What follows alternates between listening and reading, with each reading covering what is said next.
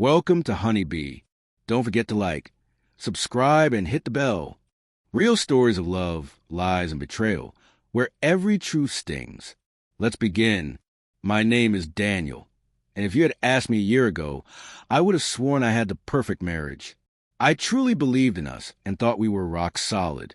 For the past several years, my life had been focused on building our future together. My business was finally taking off, and I had begun expanding it into new cities. That meant a lot of traveling, sometimes for days, sometimes for weeks, but I kept telling myself it was all for us. I thought the sacrifices were worth it. But life has a way of pulling the ground out from under you just when you think everything is finally falling into place. The day my world collapsed, I didn't even go looking for the truth. It came to me, and when it did, it hit harder than I ever thought possible. I was away on a business trip that was going smoothly.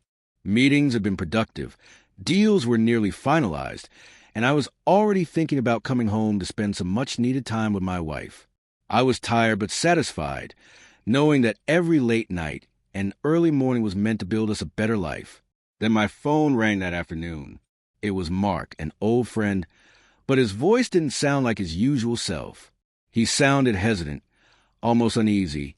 "Daniel," he said, "I didn't know if I should call, but I can't keep this to myself. I just saw Sophia walking out of a hotel with another man. For a few seconds, I just stood there in silence, trying to process what I had heard. Maybe I misheard him. Maybe it was a misunderstanding. But Mark wasn't the kind of person to make jokes about something like this. I took pictures," he continued. "I wasn't sure if I should, but I had a bad feeling. I'll send them to you." A moment later, my phone buzzed. My hands felt stiff as I opened the message.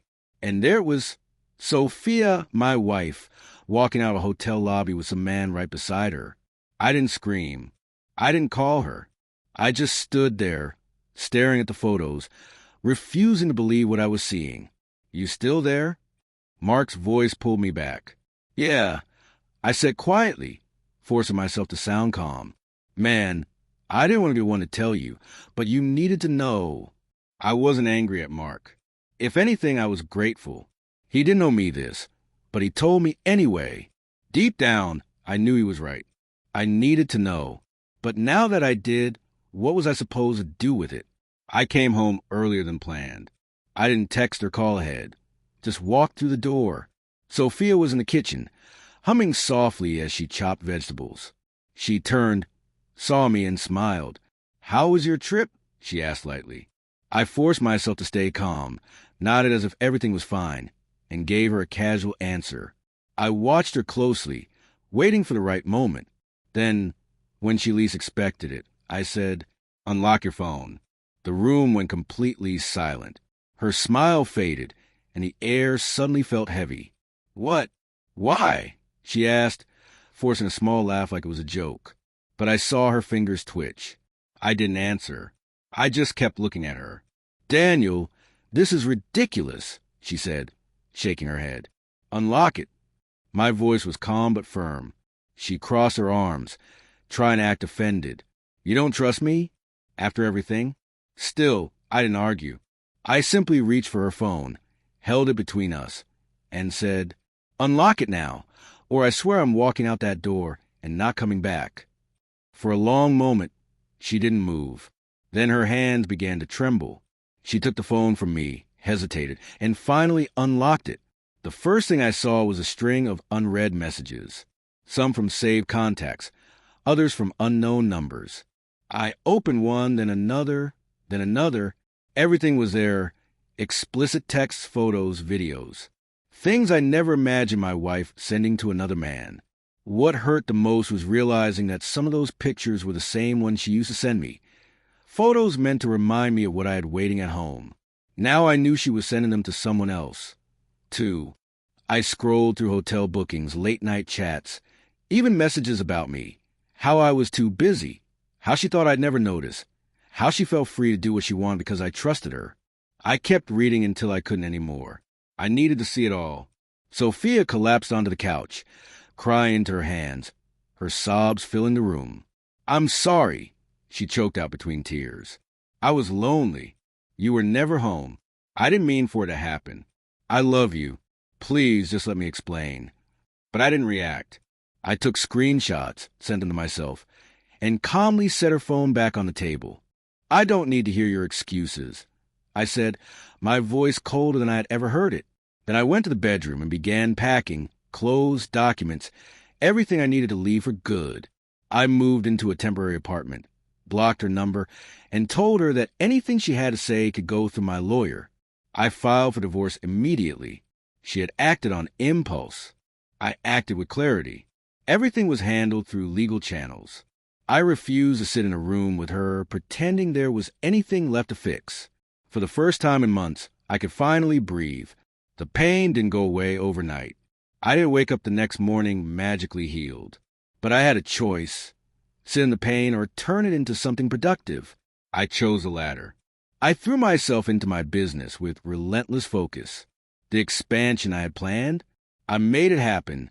Fast. I didn't just move cities. I reinvented my entire life.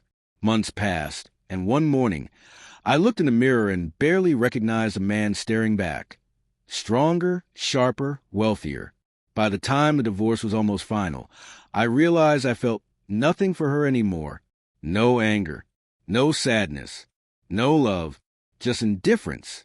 And indifference is the best revenge there is.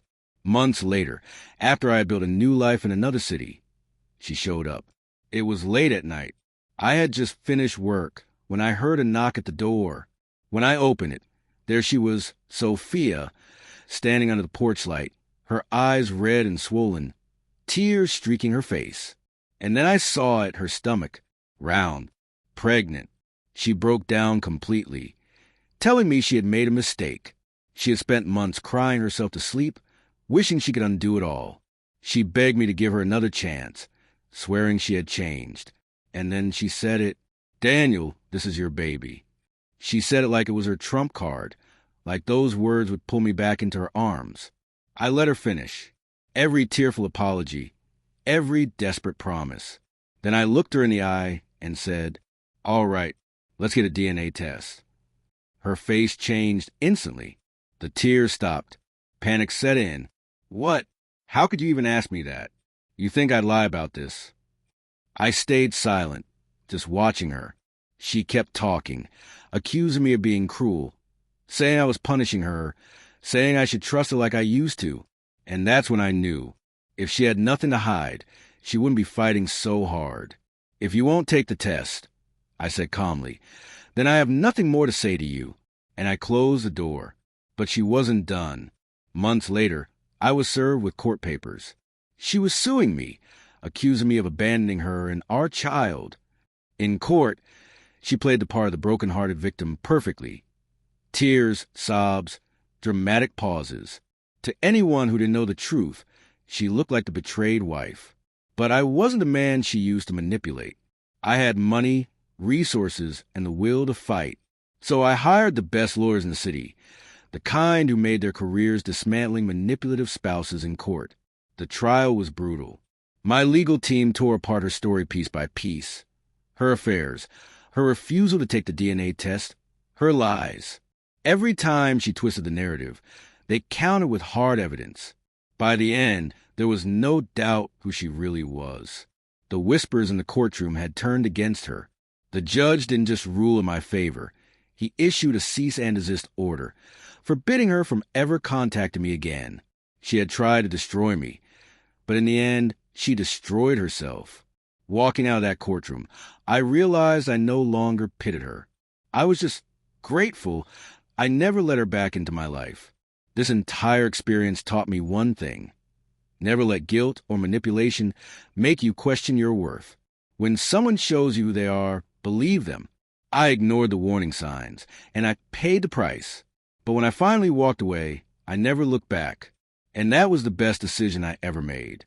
If you ever find yourself in a situation like this, where someone tries to guilt trip you or use their mistakes to make you feel responsible, stand your ground. Protect yourself. Because some people don't come back out of love. They come back out of desperation. And if you let them back in, they'll destroy you all over again. So what do you think? If you were in my shoes, would you have done the same thing? Or would you have given her another chance? Let me know in the comments. And if you made it all the way to the end, thank you for listening to my story. Don't forget to like, share, and subscribe. It really helps the channel and keeps these stories coming.